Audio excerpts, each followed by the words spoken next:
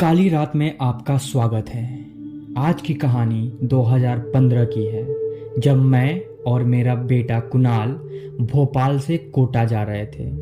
तब हमारे साथ रास्ते में एक ऐसा भूतिया घटना हुआ था जिसे मैं आज तक भुला नहीं पाया हूँ। दरअसल मैं कुणाल को कोटा उसके हॉस्टल छोड़ने जा रहा था। उन दिनों गर्मी का मौसम था और हमारे कार का एसी भी खराब हो गया था।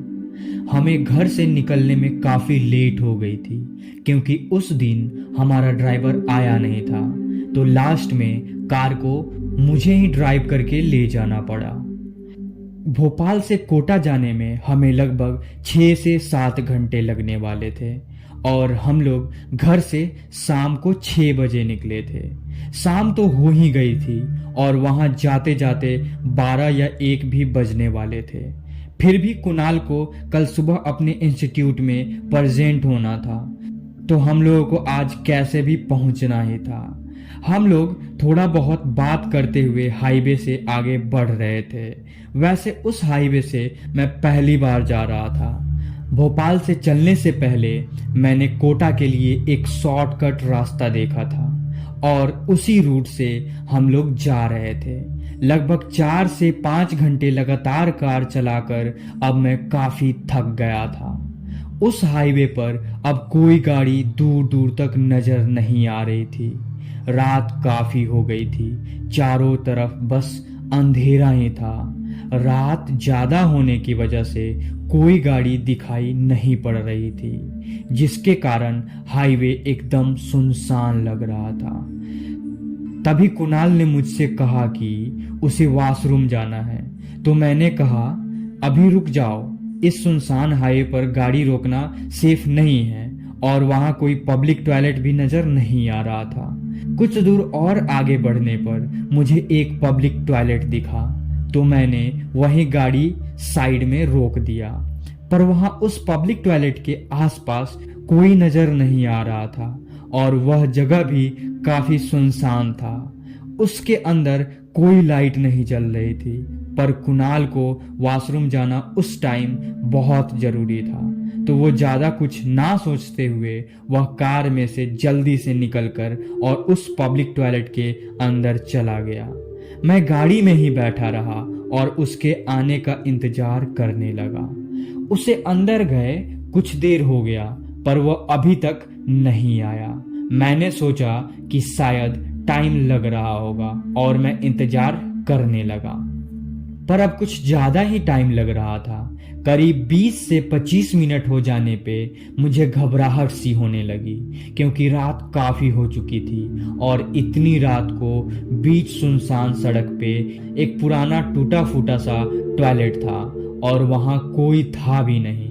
तो मैं जल्दी से गाड़ी से उतर के उसे देखने के लिए उस पब्लिक टॉयलेट में जाता हूँ। वहां सच में काफी अंधेरा था, एक भी लाइट नहीं जल रही थी, यहां तक कि अंदर भी कोई नहीं था।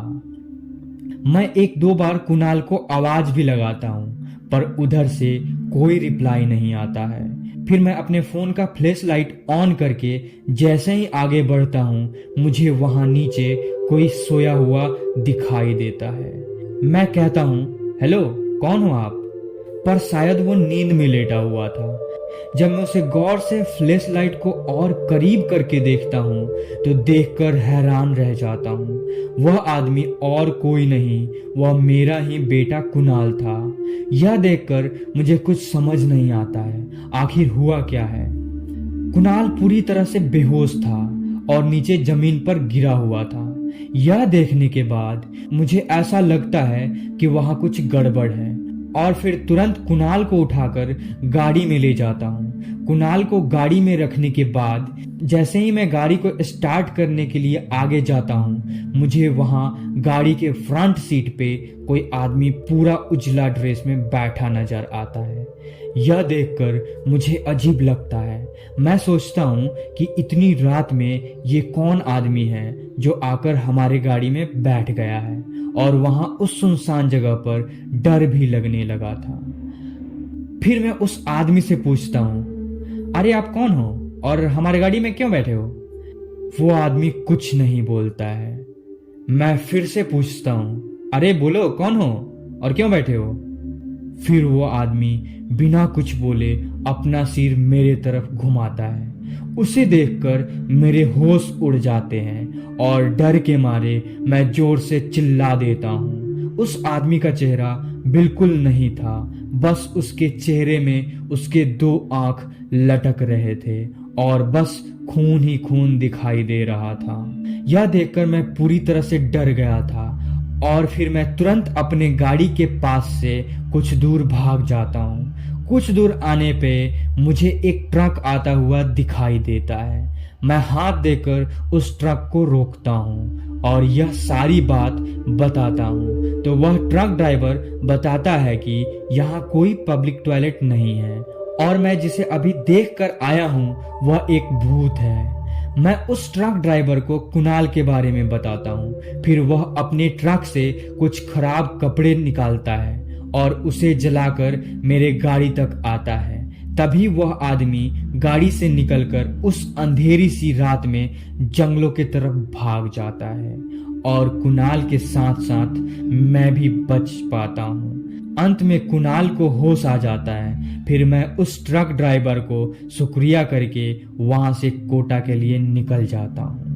तो दोस्तों, यह कहानी अगर पसंद आई हो तो इस चैनल को जरूर सब्सक्राइब करें और आपके पास भी ऐसी सच्ची घटना हो तो आप हमारे इंस्टाग्राम आईडी इट्स काली रात पर शेयर कर सकते हैं। हम आपके कहानी को इस चैनल पे अपलोड कर देंगे। और यह वीडियो अगर आप रात में देख रहे हैं तो आपको हॉन्टेड गुड नाइट।